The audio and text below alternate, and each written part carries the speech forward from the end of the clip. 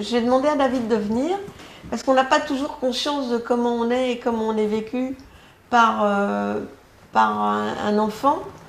Mais moi, comme j'avais fait de la psychanalyse à 20 ans et que j'avais compris que tout le monde avait des tares de toute façon, même les autres aussi, je m'acceptais quand même dans toutes mes folies, même si j'en étais désespérée, je m'acceptais, j'en avais pas trop honte et en tout cas je voulais pas me cacher.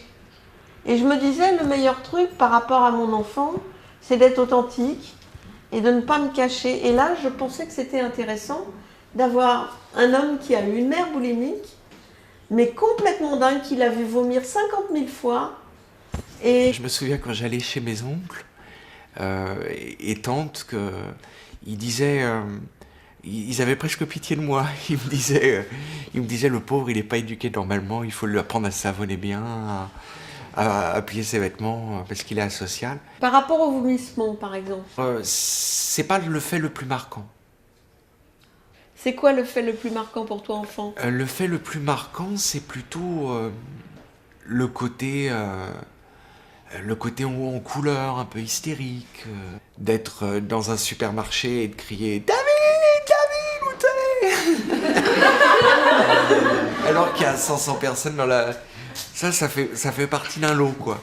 Ouais, avoir des idées suicidaires. Voilà, ça faisait partie d'un package. Et finalement, les boulimies, le seul fait d'entendre que c'était pas grave, dans le sens que tu gérais, et ben c'était suffisant pour que je sois rassuré. C'est pas naturel, mais c'est... Je t'avais demandé une fois si c'était dangereux, tu m'avais dit non. Quelles sont les souffrances que tu as pu avoir à cause de ma personnalité? Il y a eu des moments difficiles. Mais pas tant liés à la personnalité de ma mère, liés aussi au fait que sa personnalité l'amène dans des drames quotidiens et des conflits de couple qui sont pas forcément agréables. Et je me suis souvent dit que moi, je cherchais un modèle dans les relations qui était plus cool que ce que j'ai connu. Moi, je suis à l'aise dans une relation cool. Alors, finalement, est-ce que je t'ai servi de contre-exemple? Très bon. Hein?